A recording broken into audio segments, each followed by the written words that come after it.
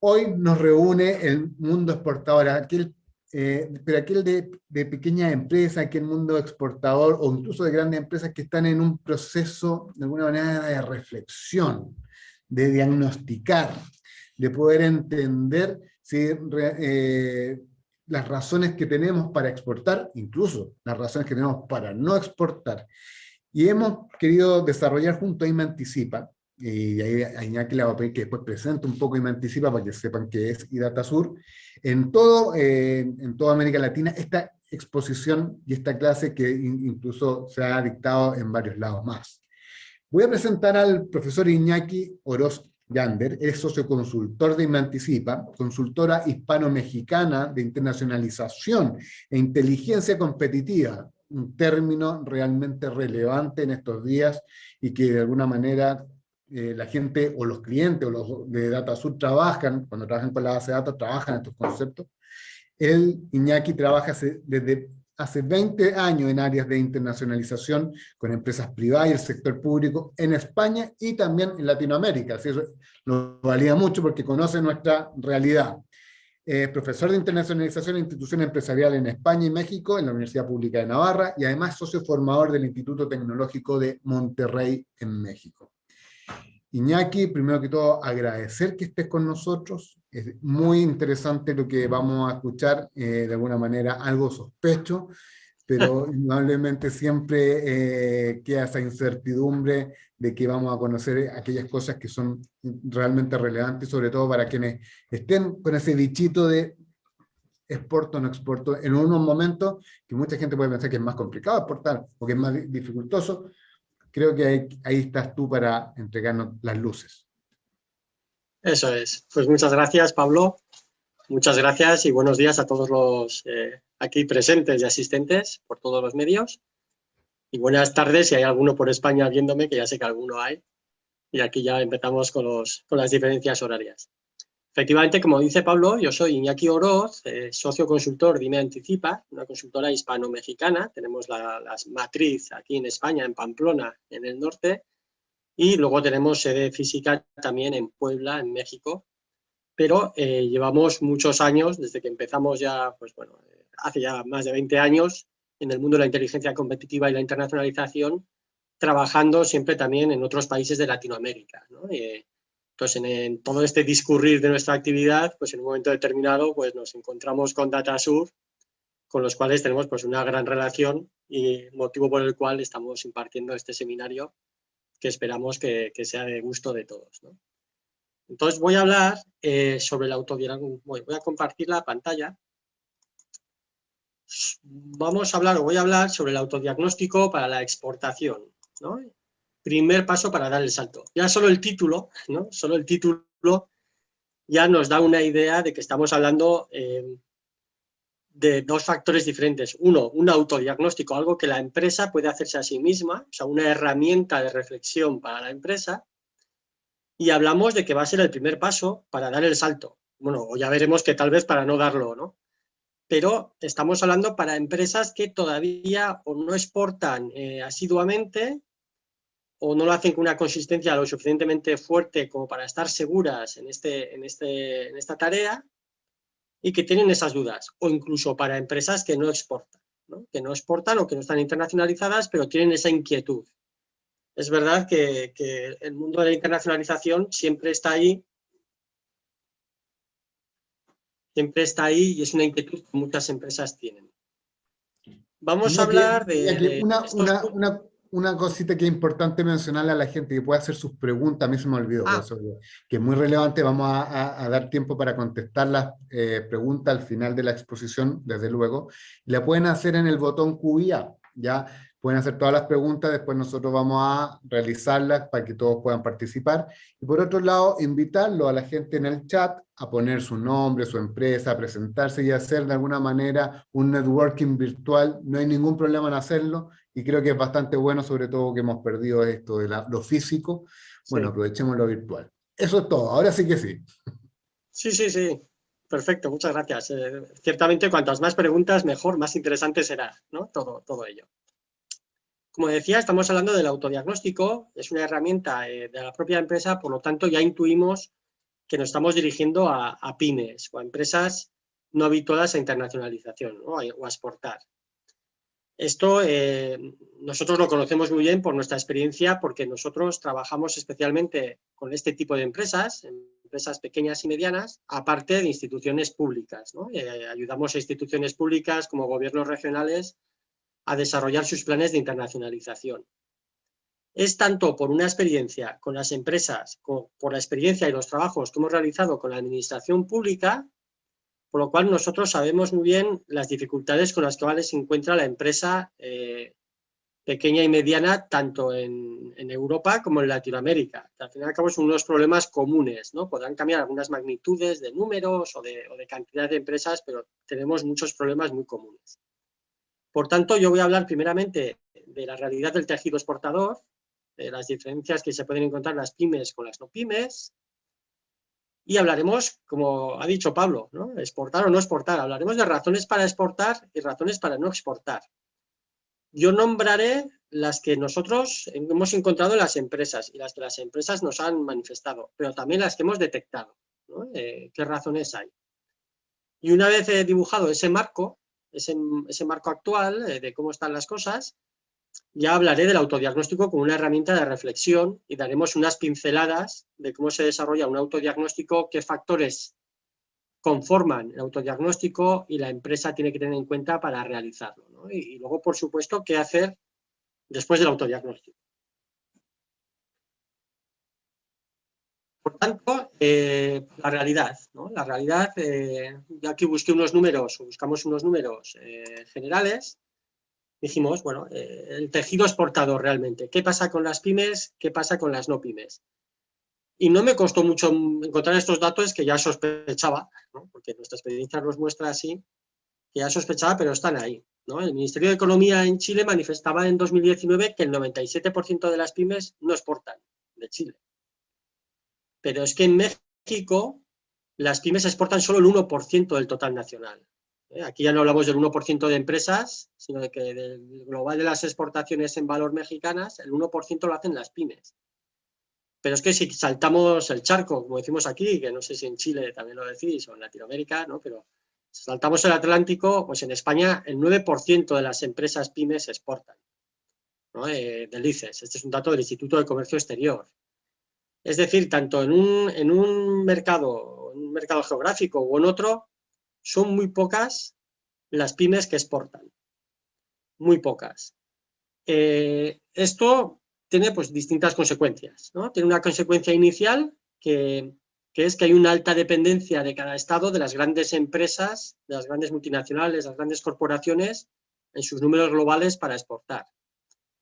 Pero hay otro número más preocupante, aparte de esa dependencia de la economía de las grandes empresas, que es que pues, las pequeñas empresas pierden esta oportunidad de fortalecerse con otros clientes y otros mercados, ¿no? Ya veremos que una de las ventajas de la internacionalización o de la exportación es la fortaleza que adquiere la empresa, pues, que se especializa, produce mejor, tiene mayor competencia, etcétera, y eso le ayuda. Y esta oportunidad se pierde, ¿no? Esta oportunidad se pierde.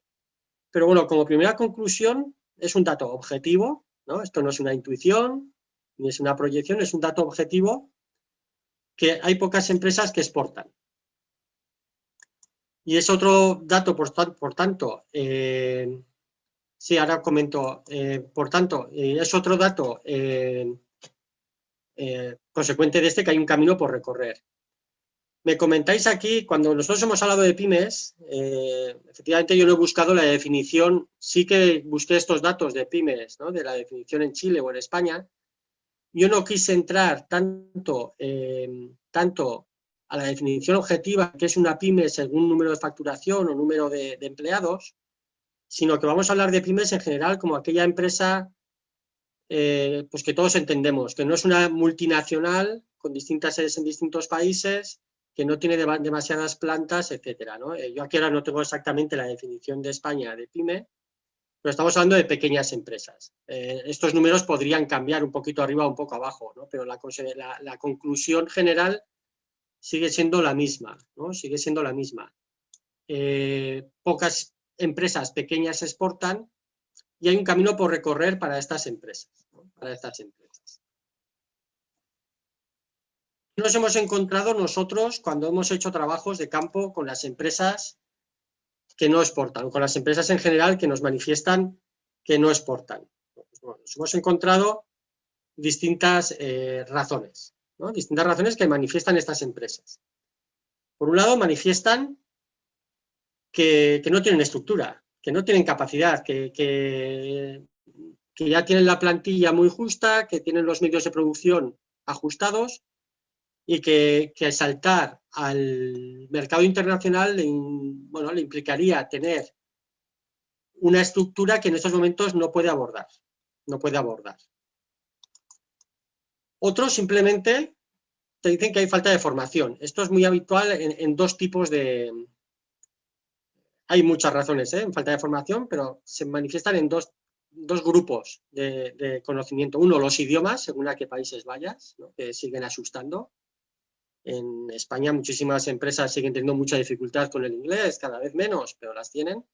Pero ya no hablemos de cuando estamos hablando de utilizar el alemán o ir a países que aunque hablen inglés puede haber ciertas dificultades, como en China o etcétera, ¿no? Bueno, los idiomas. Y otra es la falta de formación puramente operativa, de manejo de aduanas, manejo de documentación, etcétera. Otras son los costos, que están relacionados con la falta de estructura, pero ya aquí también hablamos de una falta de capacidad financiera. Efectivamente, salir al exterior cuesta dinero, ¿no? Ya solo en los viajes para una empresa pequeña es un coste importante, ¿no? Es un coste importante. Si hay que mandar muestras, si hay que desplazar medios, máquinas, etcétera, más toda la inversión comercial en el mercado de destino, pues son costos elevados. Otras, de mayor comodidad, te dicen, yo tengo suficiente con el mercado nacional, ¿no? Esto sobre todo cuando no hay crisis, ¿verdad? Ahora lo dirán menos. Pero en la época de vacas gordas, te dicen, el mercado nacional es suficiente, lo cual, como podemos intuir, es un error estratégico garrafal, ¿no? Porque el mercado nacional se acabará y pues te quedarás sin mercados. Otros hablan de falta de información, yo no sé qué sucede fuera, ¿no? La inteligencia competitiva que hemos nombrado. Otros hablan de barreras, simplemente de barreras, pues que hay que adaptar el producto, hay una barrera aduanera, un arancel puede ser, hay una barrera cultural, no entienden mi producto, bueno, diferentes. Otras te alegan que hay competencia, que hay más competencia y que la competencia en el exterior es, pues, bueno, más fuerte. Es lógico, tú dominas muy bien tu mercado, el mercado exterior lo dominas menos, pues la competencia por puro desconocimiento te puede parecer más fuerte o puede serlo. Otros simplemente que no lo tienen en el plan estratégico, otros hablan de riesgos, que hay que asumir un riesgo, los idiomas que he comentado. Como vemos, estas razones, que habría más, hay más, se podrían agrupar en dos tipos, ¿no? Unas razones de internas de la empresa, internas de la empresa, por la falta de formación, de estructura, etcétera, y otras que ya son externas, ¿no? Pues bueno, hay mayor competencia, hay unas barreras, el riesgo puede ser externo, ¿no? Aunque se pueda compartir, etcétera. Para exportar, pues por el contrario, ¿no? Por el lado contrario. Pues quiero exportar porque me va a permitir crecer más. Puedo exportar porque mi mercado nacional ya está saturado y necesito crecer y quiero crecer.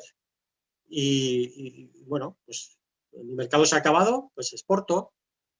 Otros quieren diversificar riesgos, está todo muy relacionado, ¿verdad? En esta crisis actual es más internacional, es más global en todos los países, pero en la crisis de 2008, que habíamos países con mayor impacto y otros con menor, ahí estaba claro, ¿no? Que los que tuvieron suerte habían apostado anteriormente por mercados que en ese momento no estaban en crisis, pues diversificaron el riesgo. Se producen economías de escala, ¿no? Lógicamente, a mayor producción, mayor economía de escalas, la mejora de competitividad, porque te implica y te hace desarrollar producto, fortalece tu marca. Un tema muy importante que no suele ser una cosa un factor que se plantea inmediatamente cuando una empresa se plantea exportar, pero es que te posibilita muchísimas alianzas antes impensables, que te van a permitir desarrollarte como empresa en cuanto a productos, servicios, posicionamiento de marca, etcétera. Todos estos factores que estamos viendo implican que la internacionalización o la exportación es una apuesta estratégica. Es cierto que que muchas empresas pequeñas su primera exportación la hacen porque les llega o porque es un tema puntual, no tienen un planteamiento estratégico. Claro, a mí, si ahora nos dicen que nos compran en Chile algo, por supuesto que lo vendemos. Ahora, si yo ya quiero permanecer en el mercado chileno, tendré que hacer un plan de mercado, un desarrollo estratégico, ¿no? Por lo tanto, que implicará una inversión en recursos, un desarrollo de personal, de productos, de servicios, una visión a largo plazo, por supuesto, una apuesta financiera. Por tanto, es una apuesta estratégica. Por tanto, conociendo estos factores externos, estos factores internos que me influyen, estos externos, esas oportunidades que me puede brindar la internacionalización, esas barreras propias o esas dificultades que puedo encontrar, lo primero que tiene que hacer la empresa, y ya empezamos con el autodiagnóstico, es pues algo que, bueno, puede parecer muy, muy obvio, muy genérico, pero que es real. O sea, que muchas veces las empresas no nos conocemos, ¿no? Es conocerse y ser realista, ser sincero consigo mismo, ¿no? ¿Cuántas empresas dicen, yo podría exportar, pero no quiero? Bueno, a ver, igual sí o igual no, pero tenemos que hacer esa reflexión. Yo puedo exportar, estoy capacitado a exportar, ¿no? Puedo hacerlo, puedo internacionalizarme, tengo los recursos suficientes, el conocimiento suficiente, la capacidad suficiente, el aguante, el músculo suficiente para hacerlo. La segunda pregunta, ¿quiero realmente hacerlo? Puede ser que no quiera, ¿no? ¿Quiero hacerlo? O realmente no quiero hacerlo. Y la tercera es debo. Está en mi estrategia, ¿no? Mi empresa debe internacionalizarse para seguir creciendo, viviendo, trabajando, ¿no? Es coherente con mi estrategia. Por tanto, esas tres primeras preguntas, que luego iremos viéndolas más detalladamente, son las que yo me tengo que hacer. Puedo, quiero y debo. Esto implica, insisto, ¿no? Esta visión es la que tenemos que tener, que es una apuesta estratégica. Entonces, para estas preguntas del puedo, quiero y debo, está la herramienta del autodiagnóstico, una herramienta de reflexión. Esto es importante. El autodiagnóstico no es una herramienta de reflexión, una herramienta estratégica. No es una tabla de matemáticas que te salga un resultado y la apliques y ya estás en otro mercado. No, es un primer paso, es el primer paso para plantearte que tú te vas a internacionalizar o no, ¿no? Entonces, el autodiagnóstico ayuda a esta reflexión. Tenemos que ser conscientes que no es obligatoria la internacionalización. Esto parece que va un poco en contra de nuestra naturaleza, que somos consultores de internacionalización, ¿no? Y debería decir, venga, ánimo, todos se tienen que internacionalizar. Pues bueno, no siempre es necesario, ni siempre es conveniente, ¿no? Dependerá de la empresa, de sus necesidades y sus capacidades, como iremos viendo. También es importante otro asunto, que es que el potencial de exportación no depende del tamaño de los recursos y ni siquiera de sus productos. Dependerá de una combinación de todo ello, ¿no? De todo ello, ya lo iremos viendo. Pero podrá haber empresas grandes que no puedan o que no estén capacitadas para internacionalizarse o para exportar, con muchos recursos y con muy buenos productos. Ya lo veremos, ¿no? Pero las habrá. ¿Por qué? Porque no estoy yo solo, hay un mercado. Ya hemos visto antes que hay factores internos y externos, ¿no? Entonces tendremos que buscar el equilibrio entre tres factores. La capacidad empresarial de la empresa, ¿no? La capacidad, el puedo, ¿verdad? La estrategia definida de la empresa para conseguir los objetivos, el debo, que hemos dicho antes, y la voluntad, el quiero, ¿no? Y estos tres factores tendrán que estar en equilibrio. Yo, si puedo y no quiero, no me internacionalizaré. Si puedo, quiero, pero no debo, pues no debería hacerlo, ¿no? Estaré abocado a un desequilibrio que habrá que ver cómo afecta la estrategia. Si mi estrategia dice que debo hacerlo, pero resulta que no puedo, algo falla en mi planificación. Si mi estrategia dice que debo o puedo, pero no quiero, pues tengo un problema importante que no sé muy bien cómo he definido mi estrategia, ¿verdad? O quién la ha definido. Entonces, todos estos equilibrios, este equilibrio entre el quiero, el debo y el puedo, va a ser fundamental. Para desarrollar y trabajar sobre estos ejes, sobre estos tres puntos de equilibrio, el autodiagnóstico o la empresa, cualquier empresa, debería manejar o debería estudiar estos cuatro ejes. ¿no? Estos 4 ejes. Todas las empresas que están aquí ahora deben estudiar estos 4 ejes. El producto y el servicio. Es decir, servicio, ¿no? ¿Qué producto tengo? Tendré que estudiarlo. ¿Cómo es mi producto? Y luego tendré que hacer el ejercicio de ver si ese producto mío o servicio se puede trasladar a otro mercado, ¿no? Ese es el ejercicio, que ahora lo detallaremos un poquito más. Pero yo no estoy solo, ¿no? Estoy en un sector y en unos mercados. También los tendré que estudiar. ¿Va a ser lo mismo llevar mi pisco a España que a China? Y el producto es el mismo, ¿eh? Es la botella que yo produzco, ¿no? O una conserva de pescado. Yo produzco la misma lata de conservas de pescado. ¿Va a tener la misma posibilidad en China que en Alemania? Pues igual no. ¿No? ¿Por qué? Porque, bueno, hay un sector y un mercado.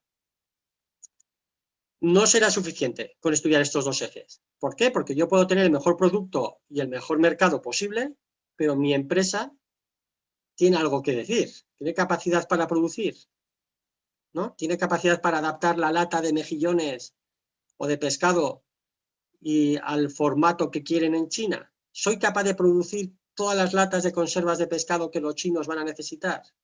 La empresa tiene mucho que decir aquí. Y luego hay un factor decisivo, que son las personas y la dirección. Las personas de la empresa que estén implicadas y sean capaces de afrontar este reto y que la dirección quiera, que es quien dirige, ¿no? Quien dirige. Y con estos 4 ejes hay un tema que no podemos olvidar y que hay que tener en cuenta, que es el sesgo. Estamos hablando de hacer un autodiagnóstico, estamos nosotros haciéndonos el autodiagnóstico, ¿no? Estamos nosotros. Lógicamente, nosotros conocemos muy bien nuestra empresa, conocemos muy bien nuestro personal y nuestra dirección, podemos conocer un poquito peor el mercado exterior, pero podemos cometer errores en nuestro autoanálisis. Entonces sí que es importante que sepamos, ¿no? Bueno, hay personas que se quieren mucho a sí mismos y tienden a valorarse más, otros son muy críticos consigo mismos. Esta herramienta de reflexión está bien, hay que hacerla, pero no olvidemos que puede haber un sesgo de autopercepción, ¿no? Llevado por la propia autopercepción o también por un desconocimiento del entorno, ¿eh? Puede haber, digamos, un sesgo. Y esto habrá que tenerlo en cuenta y valorarlo de alguna forma, ¿no? O pedir una ayuda externa que te haga, que te valore esa diferencia entre la visión que alguien de fuera ve de tu empresa, la que tú ves, y también sobre los mercados, ¿no? De forma que tengamos ahí un gap o una brecha de visión. Entonces, de estos 4 ejes, ¿no? Siempre buscando el equilibrio entre el quiero, puedo y debo, ¿verdad? Estos 4 ejes que vamos a estudiar, pues los hemos desglosado un poco más, ¿no? ¿Qué hablamos cuando hablamos o qué queremos decir cuando hablamos de producto o servicio? Bueno, pues la primera pregunta que nos tenemos que hacer es si nuestro producto es adecuado, ¿no? Es adecuado para ese mercado, ¿no? O si yo lo sé adecuar, ¿no? No es lo mismo vender, por ejemplo, leche infantil a un país con muchos niños que a un país sin niños, pero no es lo mismo para vender leche infantil a un país de familias numerosas que de familias con un solo hijo, o que tengan unos requisitos sanitarios mayores o menores, etcétera. ¿Es adecuado el producto? ¿No? ¿Es adecuado el producto? ¿Voy a tener siempre producto disponible? ¿No? Esta es una pregunta básica porque implica, por supuesto, pues toda una disposición de los recursos propios de la empresa a hacer que ese producto esté disponible en el exterior, en cantidad y momento oportuno, ¿no? Y momento. Por tanto, estamos hablando de cuánto y cuándo, ¿no? Con todo lo que implica de medios de producción y logísticos, ¿no? Entonces, esa pregunta hay que hacérsela seriamente. Por supuesto, cuando estamos hablando de estas preguntas, inmediatamente nos tendríamos que preguntar, ¿verdad? ¿Tengo un producto adecuado? Sí, bueno, el 70% más o menos adecuado o disponible podría. Vale, la siguiente pregunta que debemos hacernos siguiente, ¿no? Que debemos plantearnos es ¿qué debería hacer y cuánto costaría para conseguirlo adecuado o disponible? ¿No? Porque es lo que tenemos que ir viendo, la capacidad que tenemos que tener nosotros para conseguir responder a esas preguntas. ¿Es mi producto atractivo en el mercado al que voy? ¿No? Atractivo un producto puede ser muy atractivo aquí y en otro mercado no. Esto sucede en muchas ocasiones. Tanto por competencia, porque haya mucha competencia y nuestros valores diferenciadores ya no son diferenciadores, nuestra ventaja competitiva en nuestro mercado local ya no es competitiva en otros mercados, por tema puramente de cultura, ¿no? De conocimiento del mercado al que vamos, que no conoce nuestro producto, no lo valora. Hay muchas preguntas que hacerse, ¿no? Y, por supuesto, cuánto costaría en convertirlo a atractivo, ¿no? O si es posible o no. ¿Es mi producto defendible? Es decir, hay barreras aduaneras, barreras legislativas, regulatorias, patentes, marcas, que hagan que mi producto allí ya no se pueda defender, que no lo pueda proteger, ¿no? Esto habría que investigarlo, ¿no? Aquí la inteligencia competitiva juega un papel importante. Y, por supuesto, el precio, ¿no? Todos sabemos que la internacionalización tiene un coste que se repercute en gran parte en el precio, lo cual nos puede desituar en nuestro rango de precios habitual respecto al consumidor, ¿no? Nuestro consumidor puede ser otra persona de otro poder adquisitivo o no, según los productos, la rotación, etcétera. ¿El producto que yo quiero defender es defendible allí o somos caros, ¿no? Esto también sucede en muchas empresas, porque recordad que estamos hablando de empresas pequeñas, ¿no? Por supuesto, si habláramos de Coca-Cola, Coca-Cola tiene una capacidad de autofinanciación, de defensa, de desarrollo de producto, etcétera, que todo esto pues dice que sí y lo hace. Ya invertirá, podrá estar años sin ganar dinero hasta que consiga el mercado y luego ya desarrollará. Una empresa pequeña no tiene esa capacidad, no tiene tiempo, ¿no? Para apostar por un mercado y estar sin rentabilidad en un mercado.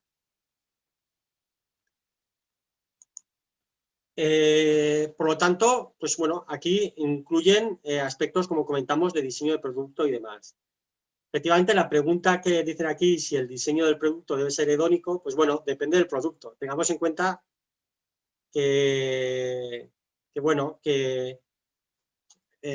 sí, muchas veces cuando hablamos,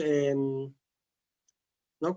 Sobre todo en agroalimentación, ¿verdad? O en textil, en internacional, cuando salimos, se tiende a exportar más producto gourmet o producto de lujo, ¿cierto? ¿No? En ese sentido, le damos un valor, ¿no? Si damos un valor premium, gourmet, de lujo, etcétera, pues bueno, le damos un atributo que nos puede hacer subir el precio. Pero claro, estamos hablando de unos productos muy concretos, ¿no? De alimentación y textil. Yo puedo estar hablando de piezas de coches, ¿no? De piezas de automóviles. Entonces, si yo vendo amortiguadores o asientos de automóvil o si vendo palas o turbinas eólicas, pues esto no tiene por qué, pues hedónico no lo es, ¿no? Entonces dependería o por no hablar de servicios, ¿eh? Entonces, bueno, dependerá de los productos y los sectores. Por tanto, tendré que hacer esta valoración de mis productos y siempre teniendo en cuenta este sesgo, ¿eh? Que yo mi producto puedo ver que es muy bonito, mi producto puedo ver que es el mejor, que es muy atractivo, pero tendremos que ponernos en situación del potencial cliente, ¿no? A ver cómo lo ve él, ¿no? A ver cómo lo ve él, tratar de tener esa visión objetiva. El segundo eje es el sector de mercados, es el eje de sector y mercados, ¿no? Estamos en un mundo globalizado, ¿no? Mi sector es global, mis productos se venden en este país. Hay barreras, ¿no? Hay barreras, ya las he nombrado varias veces, pero ¿qué barreras me puedo encontrar? La aduana está ahí en medio, ¿no? Impide que llegue mi producto. Hay barreras técnicas. ¿Debo obtener una normativa, una certificación para vender este producto o servicio?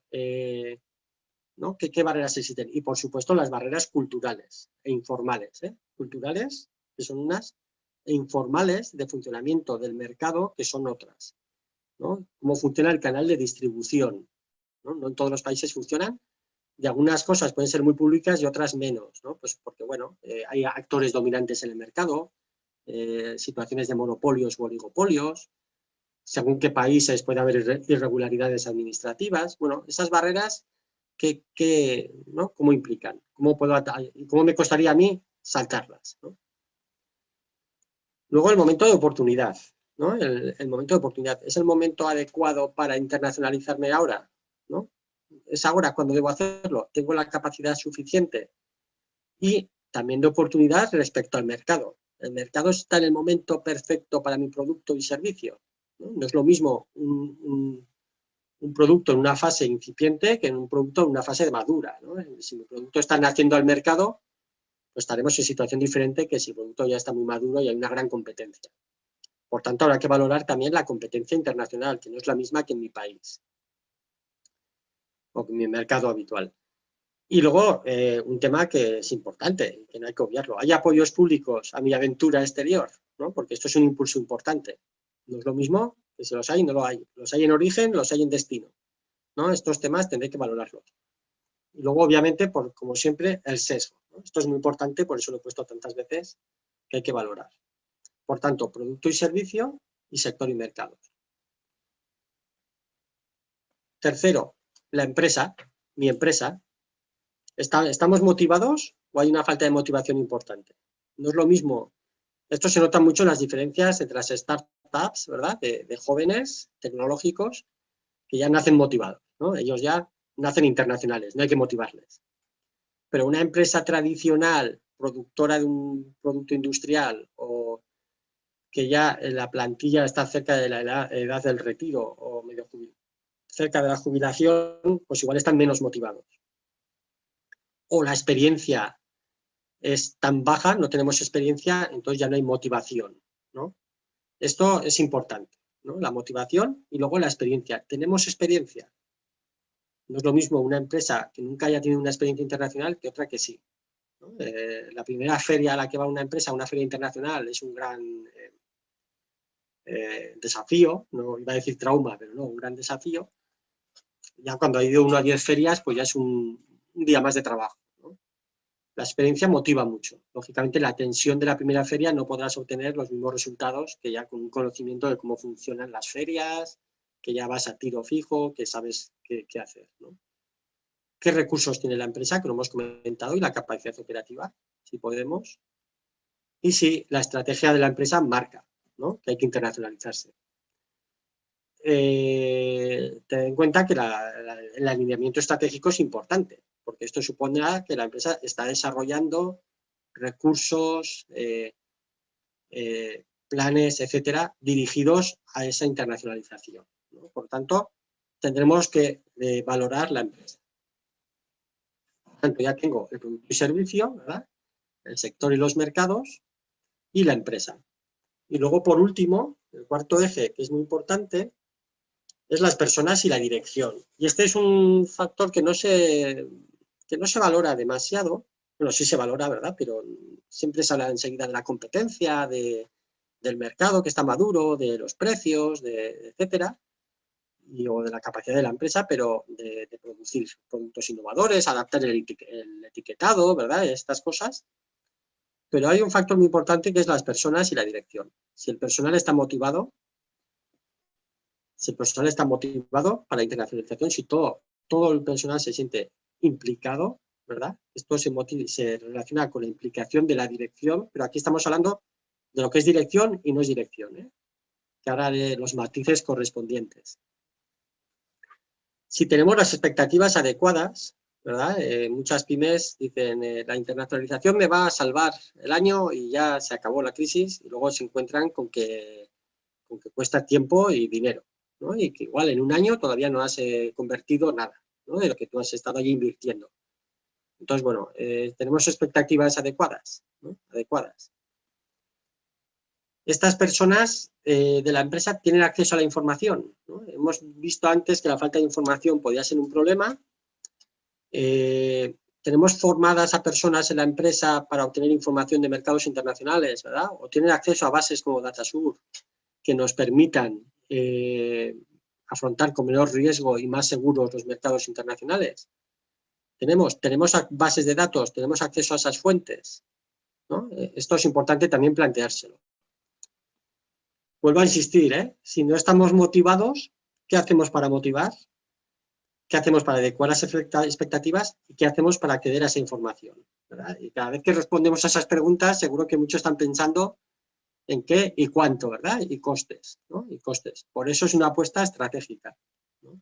Por eso es una apuesta estratégica. Es una inversión, ¿no? La internacionalización. Y luego tres factores ya un poco diferentes, que es la cultura del cambio, ¿verdad? Supone un gran cambio, la internacionalización, simplemente aquí un cambio horario. Ya los asistentes ya pueden ver que aquí ya son casi las 6 de la tarde y allí pues estáis de mañana, ¿no?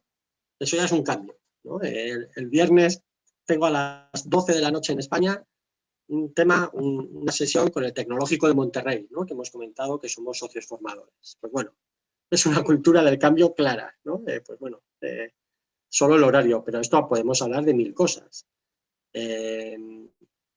Cambios en las formas de hacer negocio, cambios en las formas de entender al consumidor, cambios en la forma de simplemente de producir, de negociar, etcétera, ¿no?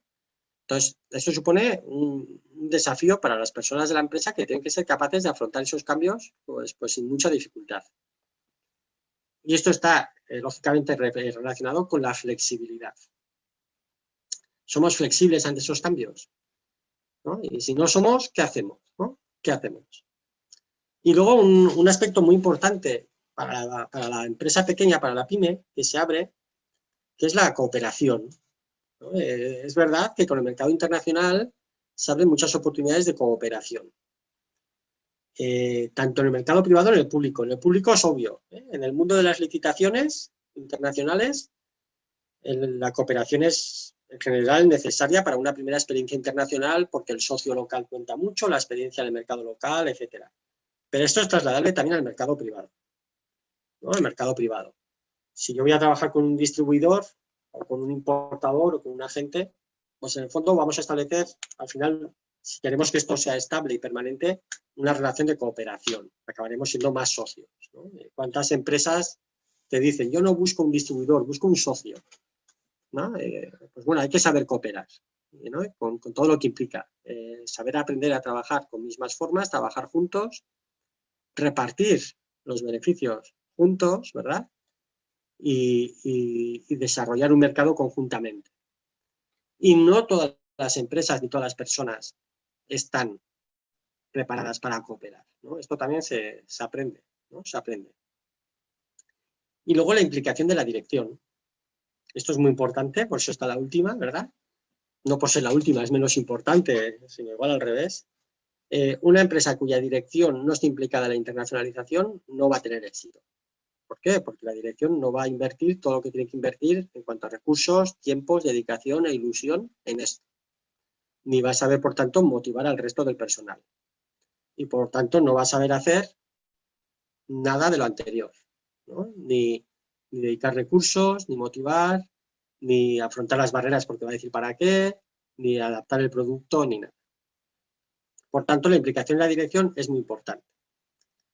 Y siempre teniendo en cuenta el sesgo, ¿verdad? Un director de la empresa puede decir que está muy implicado, pero en el día a día no. ¿Por qué? Porque él cree que sí, pero no puede, ¿no? No puede o no quiere. Pero bueno, puede ser que no pueda y no lo está. O podemos pensar que somos muy flexibles, pero a la hora de la verdad, pues no lo somos. Entonces, tenemos en cuenta también que nosotros somos subjetivos. También la visión externa va a ser aproximada, porque estamos hablando de un autodiagnóstico, de un primer paso, ¿eh? También tendrá algo de subjetividad, pero me servirá de contrapeso. Por tanto, el autodiagnóstico nos habrá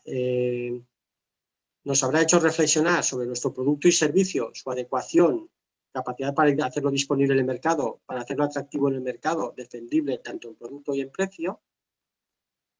Nos habrá hecho reflexionar sobre cómo está el sector global, qué barreras hay, si es el momento oportuno, qué competencia hay y si tengo apoyos públicos. Nos habrá hecho reflexionar sobre mi empresa, si estoy motivado, si tenemos experiencias, recursos suficientes, si somos capaces operativamente, si la estrategia de nuestra empresa va acorde a ello. Y sobre las personas y la dirección, si las personas que tenemos están motivadas, expectantes, manejan información, son capaces de cambiar, de flexibilizarse, de cooperar, etc. Y con estos 4 ejes yo habré ya hecho una reflexión que tendré que analizar, ¿no? Tendré que analizar los resultados, siempre teniendo en cuenta esta visión externa que sería conveniente, o cuando hablamos de una visión externa, o de por lo menos de otra persona, o de, bueno, ¿no? Hay distintas metodologías para obtenerlas, ¿no? Para analizar los resultados y y tener yo esa foto de cómo estoy de cara a la oportunidad.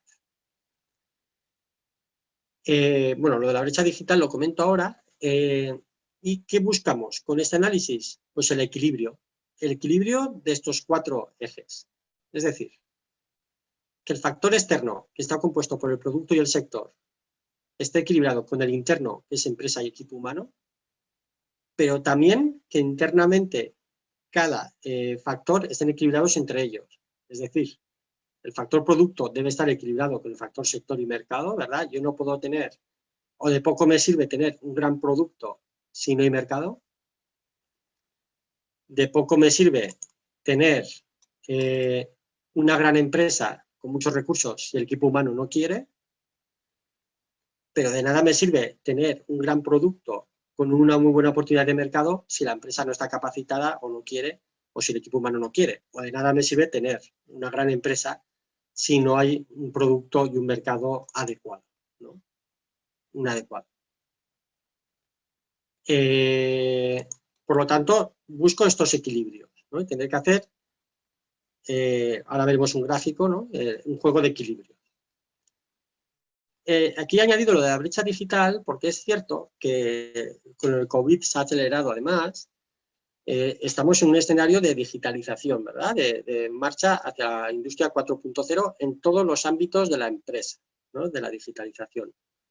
También en la comercialización, ¿no? Y más en el mercado internacional. Desde ferias virtuales a reuniones virtuales, pero todos los temas logísticos relacionados con la digitalización, temas de producción, temas de etiquetados, ¿no? De smart contracts, de contratos inteligentes, del blockchain, bueno, 1000 factores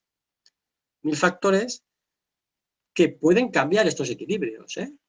Es importante tenerlo en cuenta. Aquella empresa que esté mejor preparada para lo digital se podrá adaptar antes y posiblemente aquí no estaba muy preparada, pero lo está. Un equipo humano que no sepa saltar a lo digital nos va a hacer caer en este factor interno. Y lo mismo aquí. Hay productos más o menos dependientes de la digitalización, pero cuanto antes adapte yo mi producto a esta digitalización, mejor para mí. Y lo mismo con sectores que van a requerir mayor, ¿no? Entonces, tengamos en cuenta, ¿no? Por eso lo he puesto aquí, que la brecha digital, aquellas empresas mejor preparadas para la digitalización, van a estar mejor preparadas para el salto. Para el salto. Y es unas preguntas que ya me tengo que empezar a hacer con el autodiagnóstico. Por tanto, este análisis se reflejaría, ¿no? Aquí ya los más amantes del análisis estratégico y de gráficos, se resumiría en este cuadro, ¿no? En este cuadro, en el cual yo aquí tendría las fortalezas externas y las fortalezas o el eje interno. Si yo estoy internamente preparado, mi empresa está preparada, mi personal está preparado, tengo un gran producto y el mercado me está llamando, aquí hemos puesto vuela, porque es que ya no es que el autodiagnóstico sea el primer paso, sino que ya estás tardando, ¿no? Debimos dar ese paso hace mucho. Claro, esto es alguien que saca todo 10, ¿verdad? Por eso es importante el sesgo, ¿eh? El análisis de alguien externo, ¿no? O el apoyo de alguien externo que nos ayude a aterrizar. Si mi empresa si mi mercado es externo, no es interesante, si yo tampoco estoy preparado para internacionalizarme, pues es local, no pasa nada. O sea, hay muchas empresas que son locales, pues porque mi producto es local, y ya está, ¿no? Mi producto es puramente local, yo sé vender en local, no me hace falta más, no quiero crecer, ¿no? Que podría ser una decisión, pues me quedo en local. ¿Es mejor esta empresa que esta? Pues eso es un tema subjetivo, ¿no? Al final algunos valorarán simplemente la cuenta de resultados, ¿verdad? Pues según cómo lo valores. Pero por eso decíamos antes, no siempre hay que internacionalizarse. Y luego aquí hay un montón de cuadritos intermedios, ¿verdad? Que, bueno, que aquí iríamos situando a mi empresa y yo deberé fortalecer, ¿no? Deberé fortalecer aquello que yo carezca. Si aparezco por aquí, por el cuadro hacia abajo, con un eje externo bajo y un eje interno bajo, pues bueno, soy muy fuerte en local, igual me tengo que dedicar a lo local. Si quiero saltar a estos cuadrantes de arriba, pues tendré que fortalecer los ejes. Cuando hablo de fortalecer los ejes, hablo de fortalecer todo esto que hemos ido viendo por aquí, ¿verdad? Desde el producto a la motivación, que aquí hay 1000 formas de fortalecer, que servirán, pues bueno, habrá que invertir en producto, en formación, en investigación, en desarrollo comercial, en lo que haya que invertir. ¿Vale? Pero aquí es donde yo debo hacer, digamos, situar, ¿no? Situar mi empresa. Vale. Y este sería el primer paso, ¿verdad? El primer paso, por eso es el primer paso para dar el salto, ¿verdad? Bueno, aquí, mira, podríamos haber puesto salta en vez de vuela, habría sido más coherente con el título. El primer salto, ¿no? El primer paso, perdón. ¿Qué siguientes pasos habría que hacer, ¿no? Pues bueno, primero, ver si yo en la estrategia realmente quiero estar aquí, ¿verdad? Y si quiero estar aquí según la estrategia de mi empresa, pues con esta revisión que hemos hecho de diferentes factores, ver cómo los puedo fortalecer para saltar, ¿no? Para pasar. Pero esto ya sería más allá del autodiagnóstico, ¿no? Esto sería ya el realizar pues bueno, una labor de trabajo con la empresa en la cual detectas las debilidades, las fortalezas, a dónde quiero ir, etcétera, ¿no? Y ya una adaptación de recursos, que esto ya sería el segundo paso para dar el salto, que no era el motivo del seminario de hoy, ¿no? Y esto es todo lo que os quería contar, ¿no? Entonces, muchas gracias. Si alguien quiere hacer preguntas, estaré encantado de preguntas, comentarios, de responder. Perfecto, Iñaki, interesante la presentación, bueno, bien completa. Los que quieran hacer preguntas lo pueden hacer a través del botón QIA, no hay problemas. Yo, de hecho, yo también tengo algunas preguntas. De hecho, me voy a referir un poco a lo que pasa en América Latina y comparándolo con un poco lo que pasa en Europa. Así, tenemos que en América Latina, de todo el mundo exportador, el 76% son pymes, pero solamente exportan un 4%. Eso es América Latina, un flujo de exportación bastante mínimo en las pymes. Pero tenemos el contraste en Europa, en donde las exportaciones de las pymes son cerca de un 45%, en donde obviamente son 10 veces más que nosotros. Pero aquí viene la pregunta, ¿cuál es la importancia del barrio? Me refiero a la región. Porque, por ejemplo, en el caso de Europa, el 87% de las exportaciones de las pymes europeas son en la Unión Europea. Ya. ¿Ok? ¿Entienden la pregunta?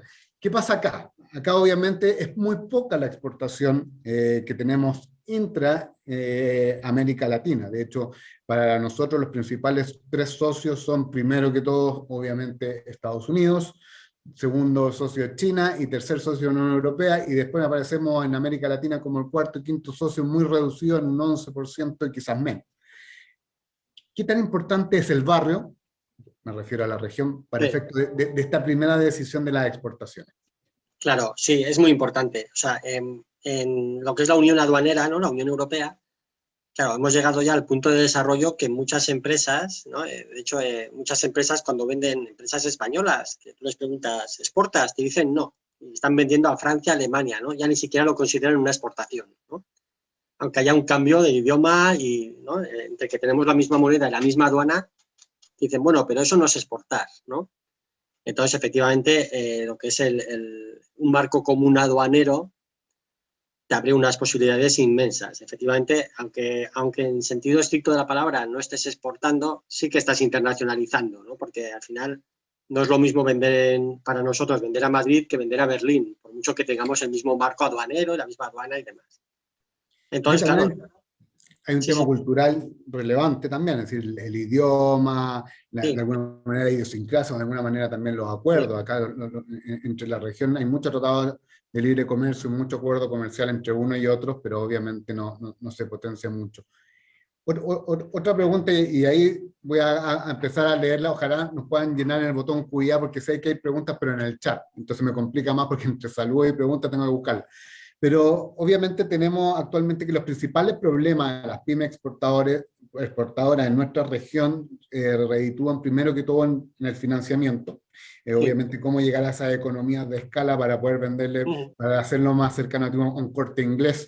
Es decir, de qué manera yo que hago camisas puedo generar la economía de escala de eso. Un segundo problema son los costos logísticos, que obviamente me incrementan el precio, me dejan ser menos competitivo. El tercer elemento es obviamente la información, que ahí mucho tiene que hacer y me anticipo mucho a Tazul con la información del mercado de destino. Y un cuarto elemento, el networking, las redes. Obviamente llego yo a Madrid, no conozcan ahí. ¿Qué importancia tienen las cámaras y asociaciones, sobre todo las binacionales o las nacionales, para ti? ¿Y cuál sería el rol que en rigor debieran ocupar estas cámaras y asociaciones en pos de mejorar Sí. esta situación?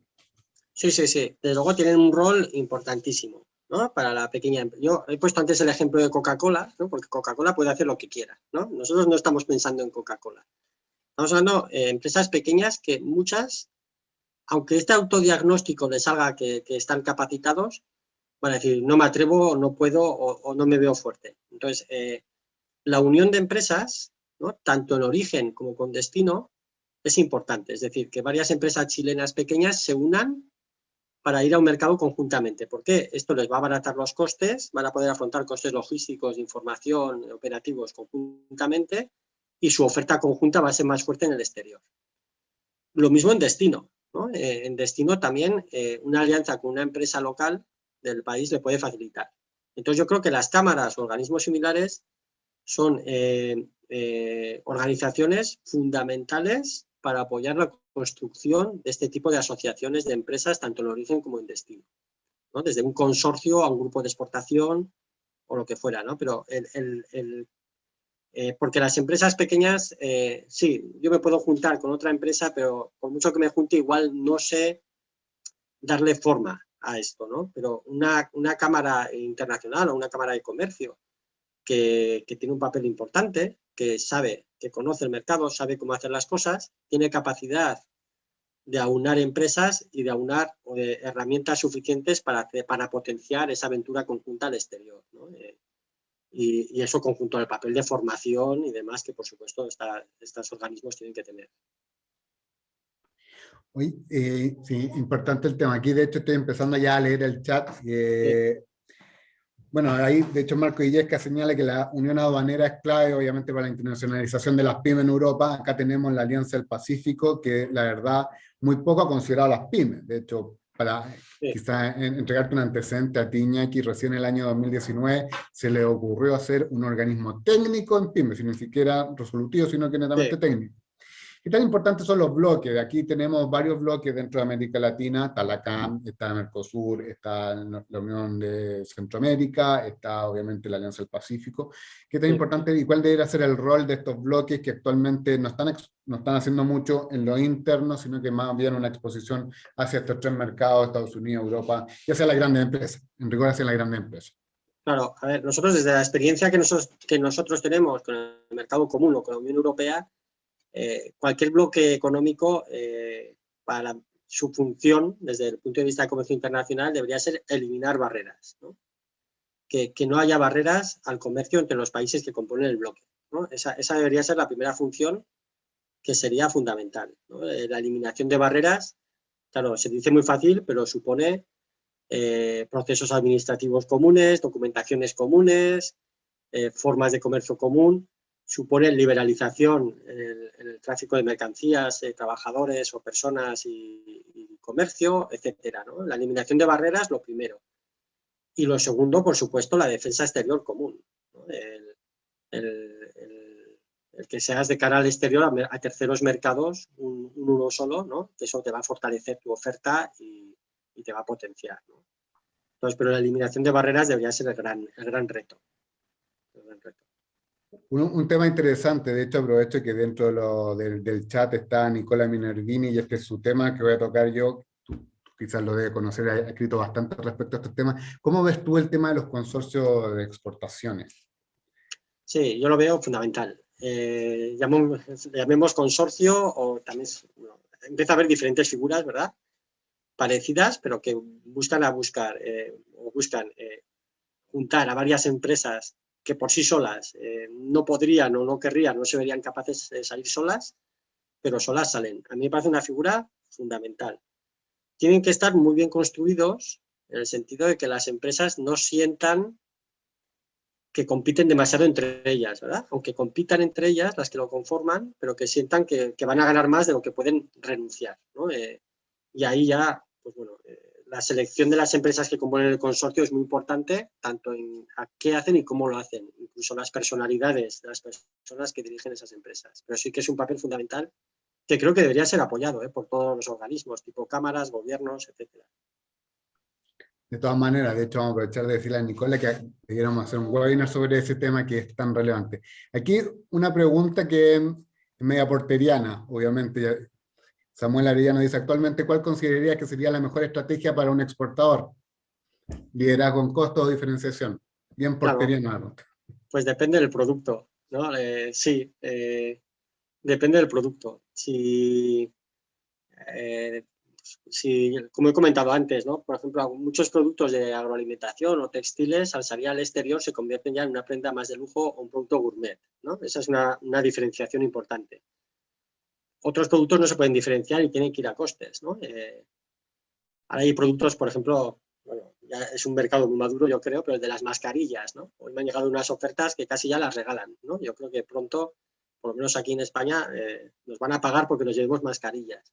Pues ahí es costes puro, ¿no? Ya no te puedes diferenciar, aunque sale alguna mascarilla, ¿no? Pues unas que no empañan las gafas, otras que, pero pues podría haber, pero depende del producto y del sector. Giovanni Enrique, ¿qué tan importantes son las redes sociales para internacionalizar las pymes de Bueno, manera digital? pueden ser importantes desde distintos puntos de vista, por un lado, para hacer el networking que hemos comentado, nosotros LinkedIn lo utilizamos mucho para localizar socios o para incluso acción comercial. Y luego, por supuesto, está la promoción. La promoción, para promocionarte, pues es una forma, bueno, posiblemente si se maneja bien puede ser más barata, ¿no? O menos costosa que formas de promoción tradicional. Entonces sí, pero también recordemos el tema de la cultura local, un chileno no habla como un español, ¿verdad? Aunque hablemos castellano. Entonces, pues igual un tuit puesto en chileno, pues puede haber alguna palabra que no entendamos o al revés, ¿no? Entonces, los temas de la cultura local también son importantes, pero sí que son relevantes en cuanto a networking y a promoción. Excelente. Bueno, Iñaki, bueno, hay algunas preguntas más, no nos alcanza por el tema tiempo, quizás exponer todas las preguntas que existen. Yo aprovecho ya estos últimos minutos de dejarlos invitados a los diferentes eventos que ya vienen en camino, sin ir más lejos, muy complementario a este tema, las herramientas para internacionalización de las pymes, inteligencia comercial, herramientas de la ALADI para explorar mercados y fijar precios. Es decir, este es un tema que es absolutamente complementario con todo lo que ha hablado Iñaki y nos ha propuesto el día de hoy, así que los dejo invitados a todos ustedes a poder participar en él, haciendo negocios con Perú también, un mercado bastante interesante, el cual obviamente ha ido teniendo algunos experimentos de baja y de alta en algunas industrias, pero que tenemos que saber y conocer desde sus expositores, desde primera fuente, qué es lo que está pasando. Y finalmente, la solicitud de llenar esta encuesta, la cual estoy poniendo en este minuto en el chat, para que podamos de alguna manera todos participar y mejorar un poco todos los eventos que estamos haciendo con las diferentes instituciones, asociaciones, cámaras y...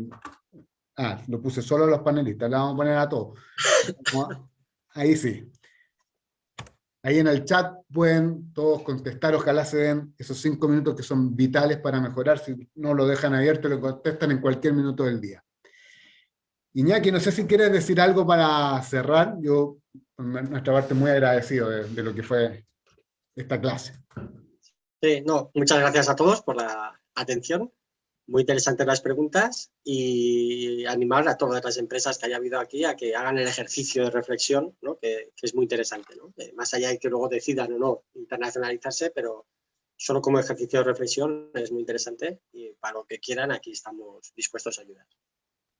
De todas maneras, además que la internacionalización permite mucho mayor innovación en la empresa, mejor recurso humano, más liquidez, obviamente más clientes, nuevos mercados y diversificar riesgos, ya sea en producto y en mercado, que siempre es una muy buena idea, sobre todo con las experiencias vividas. Y obviamente los canales digitales, fundamental, y creo que esos son como los consejos que se pueden dar hoy en día con un tema como este.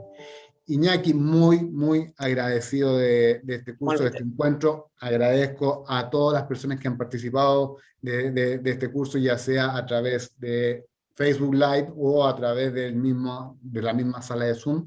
Y esperamos encontrarnos en un nuevo encuentro y una nueva aventura con IMA Anticipa el próximo mes, algún curso que sea de total interés para todos ustedes. Muchas gracias, que todos tengan una excelente jornada. Ustedes ya están terminando la jornada, nosotros estamos en media jornada, así que les vaya súper bien a todos y nos vemos en el próximo encuentro. Igualmente, gracias.